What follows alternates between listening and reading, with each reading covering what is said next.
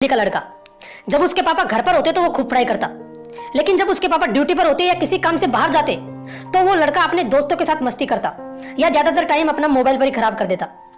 उसके पापा को लगता था कि उसका बेटा खूब पढ़ाई करता है, लेकिन जब एग्जाम का रिजल्ट आता तो उसके मार्क्स हमेशा कम आते। उसके पिताजी को लगा कि शायद स्कूल में टीचर अच्छे नहीं होंगे, इसलिए उन्होंने अपने बेटे का स्कूल भी चेंज कर दिया, लेकिन रिजल्ट फिर भी वैसा ही मिला।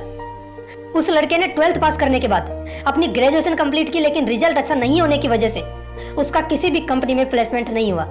उस लड़के ने गवर्नमेंट जॉब की तैयारी शुरू की, लेकिन यहाँ भी कई बार कोशिश करने के बाद उसे जॉब नहीं मिली। उसके पापा उस लड़के की पढ़ाई में ऑलरेडी बहुत सारे पैसे लगा चुके थे। अब उनको भी ये चिंता खाने लगी कि उनके बेटे को कहीं भी सफलता क्यों नहीं मिल रही है, और इसलिए वो अपने बेटे को लेकर एक साधु महात्मा के पास गए। वो साधु थोड़ा चमत्कारी था। उस साधु के पास जो कोई भी जाता था वो 100% अपनी प्रॉब्लम का सलूशन लेकर ही लौटता था। वो व्यक्ति साधु के पास जाकर बोला कि महात्मा जी, मेरा बेटा किसी भी काम में सफल नहीं हो पा रहा है, आप इसका कोई उपाय बताइए। वो साधु महात्मा उसके बेटे का हाथ देखते हैं और बोलते हैं कि इस समस्या का समाधान तो हो जाएगा, लेकिन उससे पहले आपके बेटे को मेरे साथ सामने दिख रही उस नदी में 3 बार डुबकी लगानी पड़ेगी।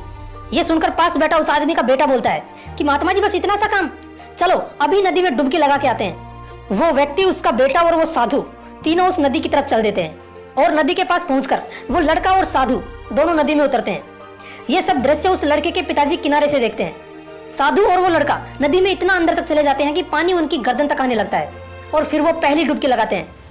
कुछ सेकंड बाद वो दूसरी डुबकी लगाते हैं, लेकिन जैसे ही तीसरी डुबकी लगाते हैं वो साधु महात्मा उस लड़के को कस के पकड़ लेते हैं और उसके सिर को पानी से बाहर आने से रोकते हैं। सांस नहीं ले पाने की वजह से वो लड़का जोर जोर से हाथ पैर हिलाने लगता है। वो बाहर आने की पूरी कोशिश करता है। ये नजारा देखकर उस लड़के के पिताजी उसे बचाने के लिए तुरंत नदी में कूद जाते हैं, लेकिन इतनी देर में वो लड़का किसी तरह साधु को धक्का देकर पानी से बाहर आता है और जोर जोर से सांस लेने लगता है। उसके पिताजी उसे बाहर लेकर आते हैं तो वो लड़का साधु पर चिल्लाने लगता है, लेकिन वो साधु महात्मा उस लड़के को जवाब देते हैं कि बेटा, तुमने सफल होने के लिए जितनी मेहनत की जरूरत थी उतनी कभी की ही नहीं।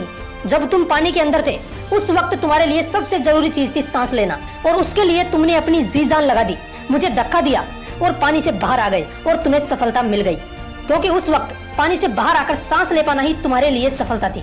ठीक उसी तरह अगर तुम अपने काम में भी जी जान लगाकर मेहनत करोगे तो तुम्हें सफलता जरूर मिलेगी। दोस्तों, असल में देखा जाए तो ये कहानी उस लड़के की नहीं बल्कि 95% लोगों की है। हम कभी भी जी जान लगाकर उतनी मेहनत करते ही नहीं जितनी सफल होने के लिए चाहिए होती है। इसलिए दोस्तों, जो भी आपका लक्ष्य है उसके लिए जी जान लगा दो जब तक वो लक्ष्य आपको प्राप्त नहीं हो जाता। अगर कहानी अच्छी लगी तो इसे लाइक करना और